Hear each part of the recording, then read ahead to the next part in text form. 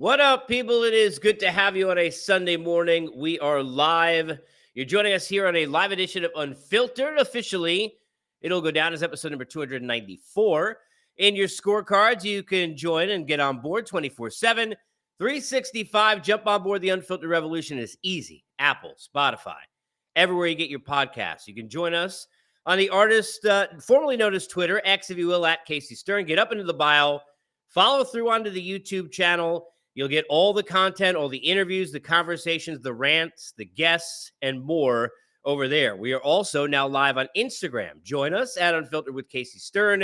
You can get us all sorts of ways, hopefully every way, and comment, conversate along the way. I love all of that, and I respond to each and every one of you. It is good to have you on board and appreciate the support. As always, speaking of support, we're presented by our good friends at Bet Online. I've got a ton to get to here on this show, impromptu, and I'm going to be totally honest and transparent with you. If and hopefully I can fake it till you make it. It sounds like I didn't get much sleep. I didn't get much sleep, and I'm not a morning person, and it is sitting here at 9 o'clock as I do this. If you're listening on the podcast, Apple, Spotify, everywhere you get them on a Sunday. And the UFC 300 pay-per-view, I think, ended maybe somewhere right before like 2 o'clock. The main event, Pereira and Hill, didn't go on until upwards of about 1:15 a.m. on the East Coast. And then I had to stick around and listen to what everybody had to say afterwards, and the pressers and Dana White and the announcement of Conor McGregor and Chandler finally and officially. And now we got Dustin Poirier and Islam Makhachev. And then I'm sitting there and, trying to toss and turn and somehow recover. And I've been a diehard UFC fan since almost day one, not UFC one, but tough one, where, I sat there, watched the whole season of that show leading up to the Forrest Griffin and the late Stephan Bonner and all of that, and have been diehard and rarely missed a pay-per-view. I don't even miss an Apex card ever since. And I don't know that I've ever left a pay-per-view as stuck in my chair. I can't believe, with the Leon Edwards, the head kick, headshot, bang, and you look at me now against Kamaru Usman. We had some of those moments, but never sitting there from start to finish, 6-7 hours, couldn't miss anything, and then couldn't even get up, and it wasn't even from the last two fights. It was from what I will say, and I hate hyperbole, but it's hard for me not to say, is the craziest moment I have ever witnessed in the UFC as a fan of this sport. Then I got all the baseball. You got Angel Hernandez, which when he's in the news, if you followed me on radio over the last decade and a half, 2 decades, it is one of, when I say favorite, I mean it facetiously because it's one of my least favorite things to discuss, but my favorite things to harp on, which is the fact that if anyone else, I don't care what you do for a living, your neighbor, your friend, your sister, your in-laws, it don't matter. No matter who they are, if anyone ever did their job as poorly as he does his, they wouldn't have a job. He's still got a job. We'll get into all of that and all of you. You can comment along the way if you're here on the live variety. Of course, not Apple, Spotify, everywhere you get your podcast, where please give us a 5-star rating. Tell all your friends because we want more friends to get on board the Unfiltered Revolution. In the meantime, we do want to let you know, as always, we're presented by our good friends at Bet Online before we get started. Number one source for all your sports betting needs, latest odds, lines, and matchup reports, baseball, basketball, boxing, golf, and more. Bet Online, your fastest and easiest way to get your wagers, live betting, favorite casino and card games, they're all available to play right from your phone. So get to the website, head over to your mobile device, do it now, get in on the action. Remember to use the promo code BELIEVE, that's BLEAV. It'll get you a 50% welcome bonus on your first deposit. It is Bet Online where the game starts as I get started here. If you would have bet on fight of the night before last night, you would have bet on Holloway and Gaethje. If you would have bet on fight of the year before last night, you would have bet on Holloway and Gaethje. Even tweeted out, despite discussing it in the podcast, just a couple hours you can go check before this started, and replying to somebody that is going to be a fight of the year candidate for sure. And we already knew all that, and everybody knew all that. And somehow, and this is the great thing about sport, and we don't give enough credit to sometimes the athletes who do it. LeBron James, regardless of all the expectations you could have possibly had about what LeBron was supposed to do when you were watching him when he was in high school, he exceeded them all. And if you don't think so, you're an idiot.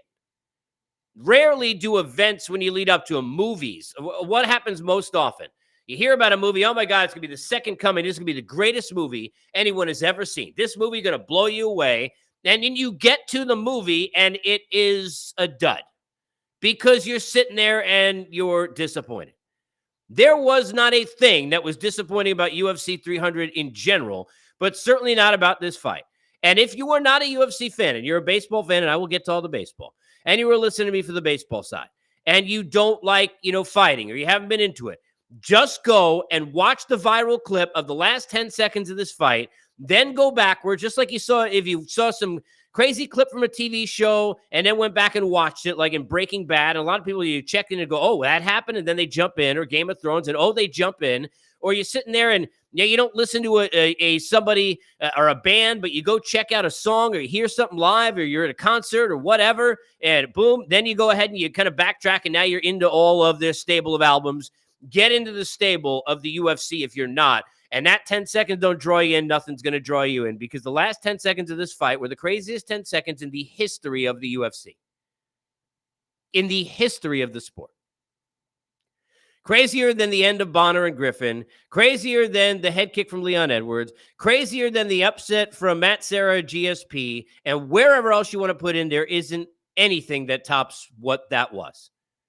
It defined two athletes who are two of the best of their generation or any, two of the most world-class and fan favorites in their generation or any, and defined a title that people think is a kind of poo-poo title. You can go back to my conversation with my guy, Ariel. I know he's not a huge fan of it. I'm curious to hear what he thinks based on what he saw last night.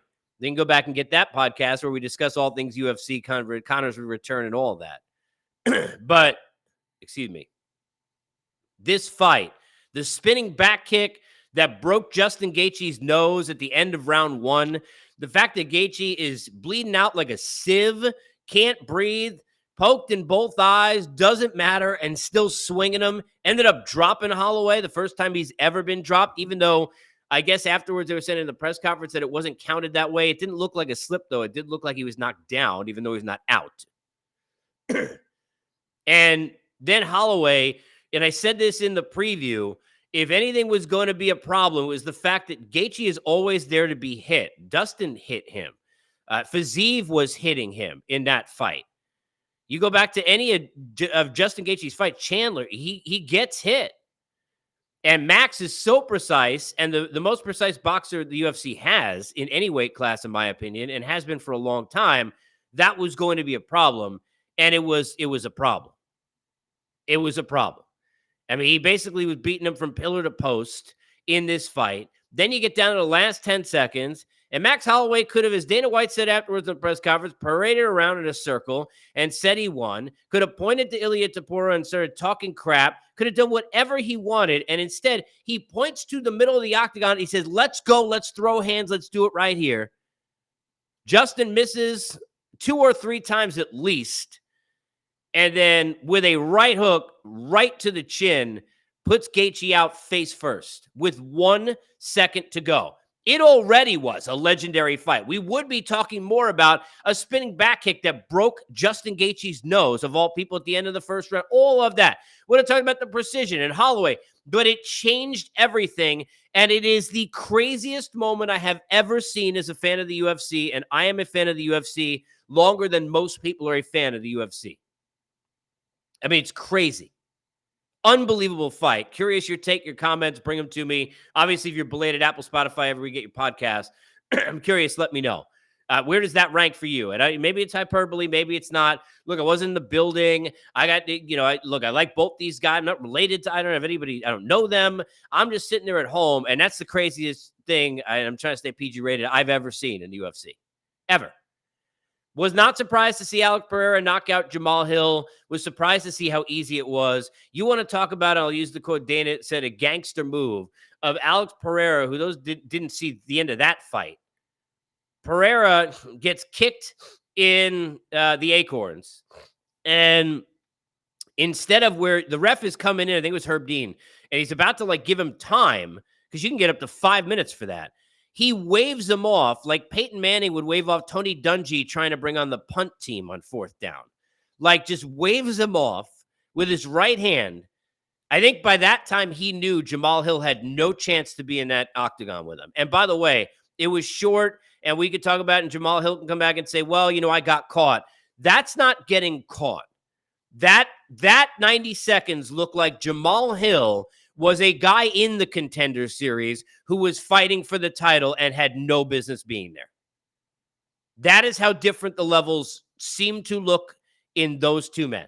Pereira knew Jamal Hill could not hurt him and waved off the ref, walked in, waved off Herb Dean, walked in, hit him with one left and dropped him and then put him out. That was it.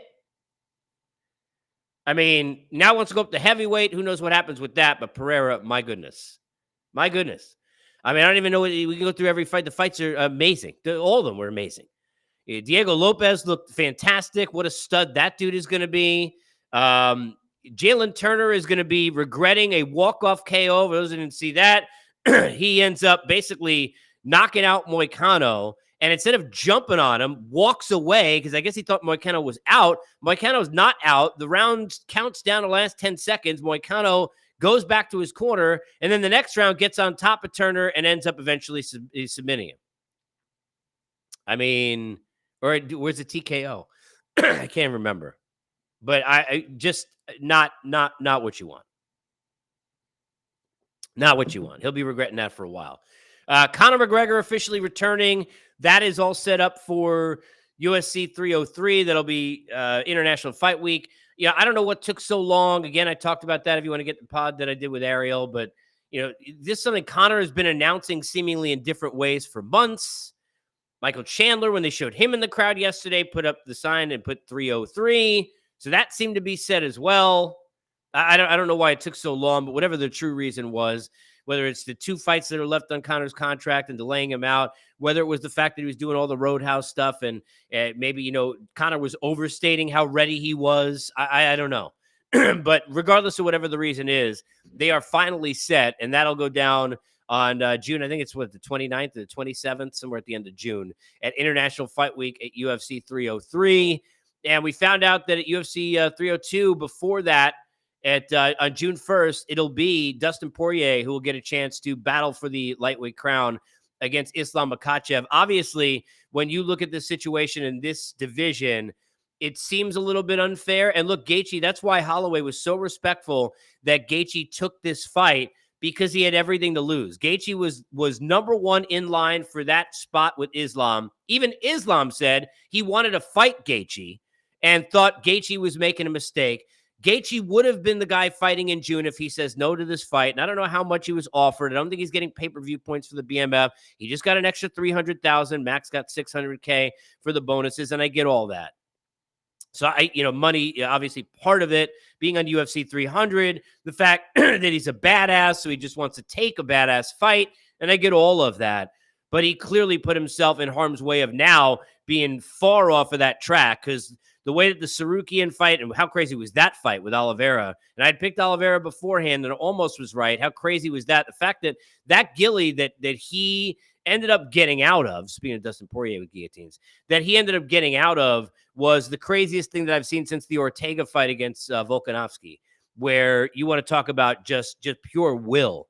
99% of other people go down, especially against Charles, go down in that fight. But now Sarukian going to be there. Probably will end up getting the winner of this fight. Yeah, look, I love Dustin Poirier. He's one of my favorite 2 or 3 fighters in the UFC and has been for a long time. I don't think he has much of a chance against Islam. I don't. Obviously, his chance is going to be with that left and finding some power with it early before Islam does to him exactly what Khabib did, and we'll see how that plays out. UFC 300 was bananas. You want to jump in on that? You can. Want to hear from you. Number of different ways. We're now on Instagram at Unfiltered with Casey Stern. You always can jump on the YouTube channel. Please like, subscribe, tell all your friends. We want the support. We openly, obviously, would love to have more support and more people know about what we're doing here. So we're asking for you to help with that and get on board the YouTube channel. Tell your friends, share it, and get with it. It's at Unfiltered with Casey Stern over there as well. But we'll do much more on the UFC moving forward. Let me shift to Major League Baseball. And I'll start here. Angel Hernandez has been a terrible umpire for many years. He has been self-serving as an umpire and selfish as an umpire for many years. Angel Hernandez has been a problem in Major League Baseball for managers, for players, for coaches, and for fans for many, many years. But it never changes. It's like in the movie What About Bob? There's a scene, if you ever seen the movie, where Dr. Leo Marvin, Richard Dreyfuss, says, "You think he's gone?" And he opens the door. He's never gone. Angel is never gone. Is it the lawsuit? Is it what he's got hanging over the head of Major League Baseball? Does he got pictures somewhere in his Facebook account? I don't know. But I know this. You could not be as bad at your job and still have a job. Your neighbor can't be as bad as their job and still have a job. Your doctor couldn't be as bad at his or her job and still have a job, yet Angel is as bad at his job as he is at his job and still has a job. Can't figure it out. Can't figure it out. It doesn't make any sense to me. Carlos gets in. He says, Angel Hernandez would have been a great umpire during the Greg Maddux era. Maddux got calls 5 feet off the plate. Look, there were a lot of, we can go back to the Eric Gregg. There were a lot of, during the Levon Hernandez start, there were a lot of guys who got calls off the plate. And there were a lot of umpires who made calls off the plate. But we didn't have as much information as we have now. And we couldn't break it down the way we do now. And this is not just about balls and strikes. If this was just about balls and strikes, it's one thing. It'd be like Angel didn't see. One of my favorite things the last couple of weeks, I used to always see those Angel Hernandez, those pics of like your telephone with the missed calls. And it'd be Angel Hernandez, Angel Hernandez, Angel Hernandez. And people used to tweet those to me all the time.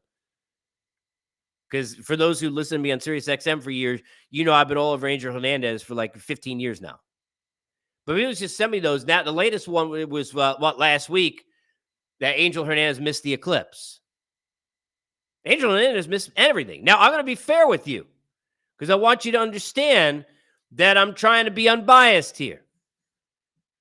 There's a former umpire, Ted Barrett, who I'm not going to read his post because I don't know, because I'm a Facebook friend with him, and I don't know if only his friends can see it, and I don't know, it's not my style. But I will tell you, he wrote a post recently when Angel was getting crap, and I think it was even before this. Maybe this is about a week ago when Angel got crap for something else, throwing somebody out. I don't remember what it was, to be honest. And he wrote a very, very long, very, very sincere post about Angel being maybe the best person he ever worked with during all his time. And Barrett has retired, but he's a longtime umpire. Those of you who cover the sport or watch the sport obviously know the name or know him. And talking about how just fantastic of a human being and a family man Angel Hernandez is. And he gives the shirt off his back and all of that. I want to be fair. He may very well, and I've heard this before, by the way, from other umpires, but I've heard this before. He may very well be a very nice human being. He may very well be a very caring, very supportive, very amenable, very adjustable, very sincere human being when he's not on a baseball field. When he's on a baseball field, he acts like a jackass.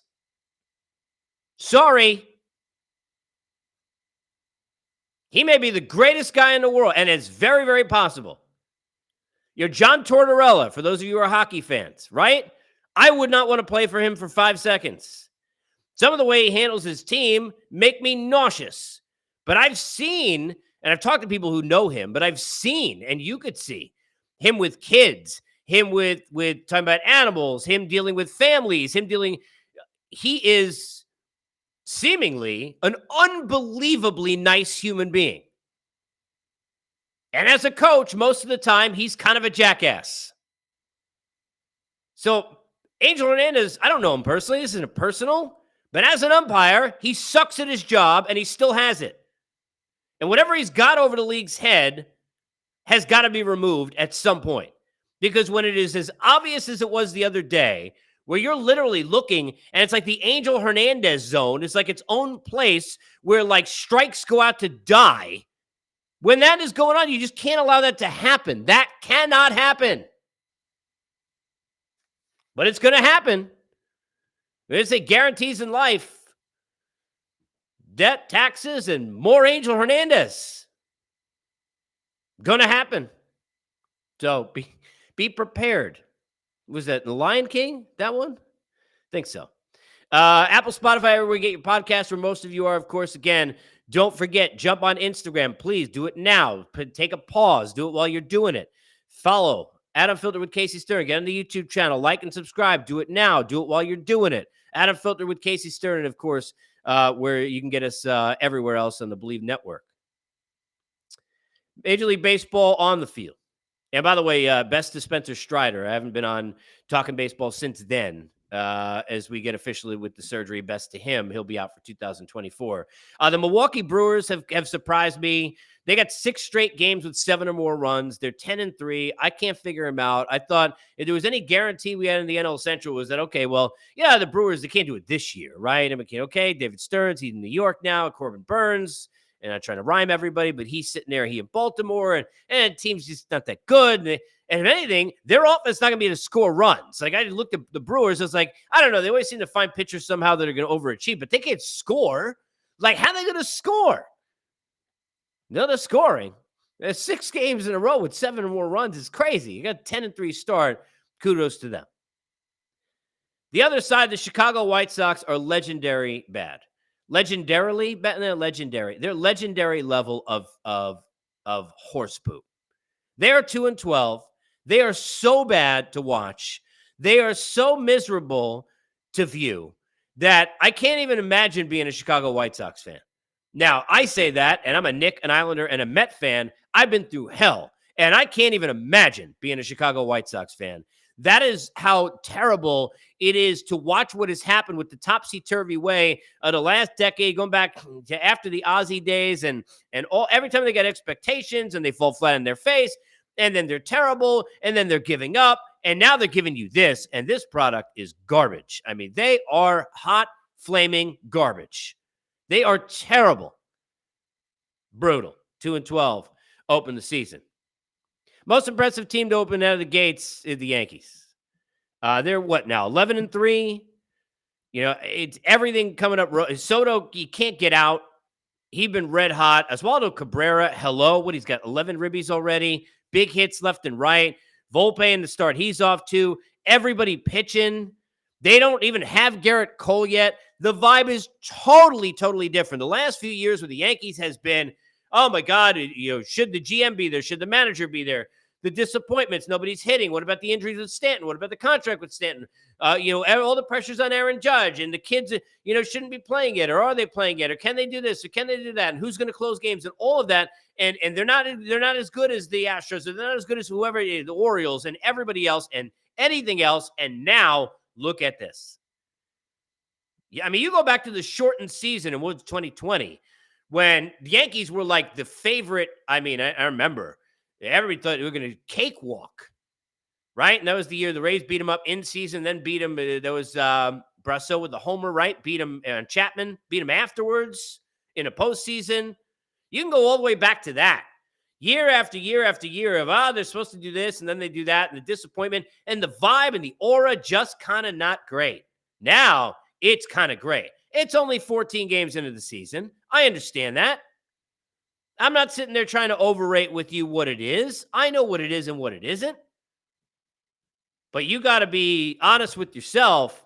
You're a Yankee hater because you're either a Yankee fan or a Yankee hater. You got to be afraid. When they're doing this and they look like this and it's without Garrett Cole, that's pretty damn impressive.